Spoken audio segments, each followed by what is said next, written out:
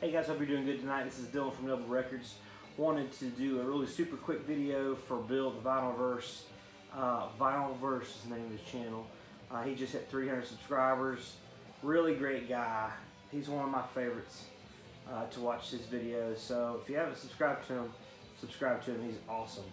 But wanted to do a quick response video. He did a contest. He's putting on a contest for the 4 significant years of your life and records that came from those years. So it's kind of hard because I'm so young and youthful that most of the music that was, most of the years that were significant to me in my adult life, like my kids being born and stuff like that, I don't have records from those years because most of my records are from before I was ever born. So it's kind of tough for me, but I did what I could. So first album is Art Blakey and the Jazz Messengers, aka Moanin'. This came out in 1959, and so did my dad. Love my dad to death. We're really super close. Talk to him every day. He doesn't like jazz. I don't think. I doubt he likes jazz. But love him to death. Love this album. So there it is. The next one is for Will and Bob Dylan. Love this record. So good. My mom was born in '63, and so was this. Again, love my mom to death. Talked to her just a few minutes ago on the phone. This is an original sweet copy. The next one is 1988, which was the year I was born. I got 2 for this. The first one, I couldn't choose between them, so I just thought I'd show them both. Traveling Wilburys. Love this record. Just a dynamite power group of dudes here with Jeff Lynne, Bob Dylan, Tom Petty, Warburson, and George Harrison. Love this record. It's absolutely awesome. And then this one here, Metallica and Justice for All. I really did not like Metallica when I was younger. There's something about it I just didn't like. And I didn't like the music that was coming out. So when I first started listening to them just a little bit was like 2005 maybe. And I just didn't like anything that was coming out. And then I went back and heard this one. I was like, man.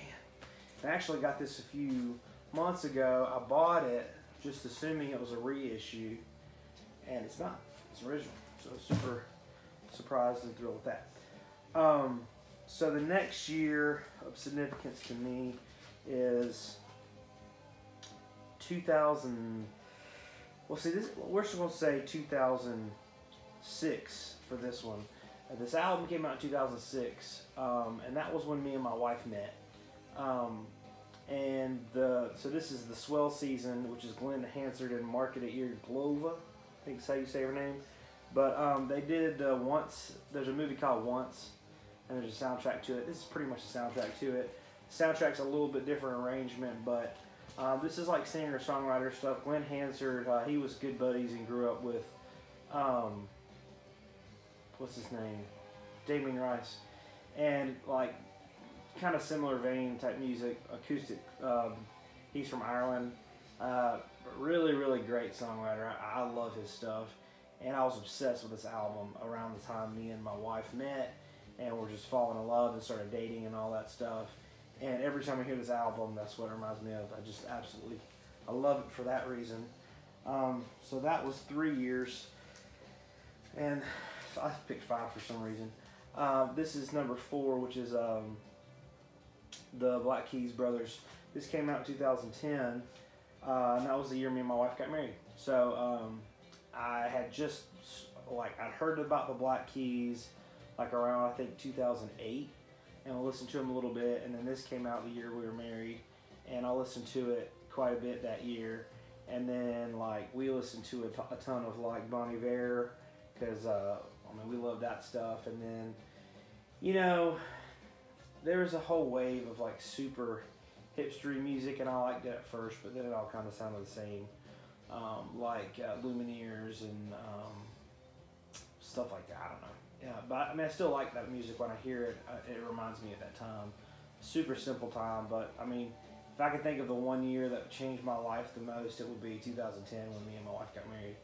Just learning to live with and for another person is challenging, but super rewarding. So that was 2010, and I don't know why I I picked 5 on accident. This is Jack White's Boarding House Reach that came out last year. Last year was a super significant year for us. I just feel like it was a groundbreaking year. Like 2016, I decided I didn't want to do records anymore. I've been doing it for, I don't know, 6 years at that point. And I didn't want to do it anymore and was literally done. Like, I had sold everything. I told you guys about it a couple times, but I sold my turntable. I sold 75% of all my records. I sold everything. And then I was about to give it up, and somebody like approached me about buying like all my social media accounts and everything, and I almost did it. And my wife was like, Dylan, you can't do it. Like, this is, and the main reason why I didn't is because Noble's my son's name, and I didn't want to sell his name. So I didn't. That was why. And so then we were all kind of stagnant for a year, and then last year, at the beginning of last year, I decided I wanted to give it another shot, and it's just blown up this year. It's been great. Just had a huge response from everybody. So 2018 was a great year for us, and so like it's one I believe when I'm an old man and I look back and think of the significant years, 2018 will be a big one, just because it was huge for us. It was life changing. And it's been great. So anyways, follow Bill. I'm going to put a link to his YouTube channel in the description of this video. Bill at VinylVerse. Super great guy. Really nice person. Just, he's awesome. If I could have him as a brother, I would do that. But that's not legal. So, love you, Bill. Hope you enjoyed this video.